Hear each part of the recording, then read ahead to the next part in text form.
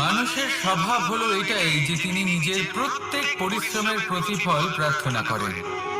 বেশিরভাগ সময় এই ফলাফলের চিন্তা করতে করতে, কল্পনা করতে করতে উনি কর্ম করতে থাকেন যে আমি এই কাজটা করলে এই ফল পাবো। সেই সব কল্পনা করতে থাকেন যা না তার হাতে আছে, না আছে অধিকার, আর না আছে নিয়ন্ত্রণ। উনি শুধু নিজের কর্ম করতে পারেন। উনি কি ফল পাবেন তা তার হাতে কখনোই নেই। তাই আপনিও শুধুমাত্র কর্ম করতে থাকুন, ফলের চিন্তা করবেন না। মনে রাখবেন, শিকড় এবং শাখা যেভাবে একে অপরের সাথে জড়িয়ে, সেইভাবেই একে অপরের সাথে জড়িয়ে কর্ম এবং ফল। যেরকম কর্ম আপনি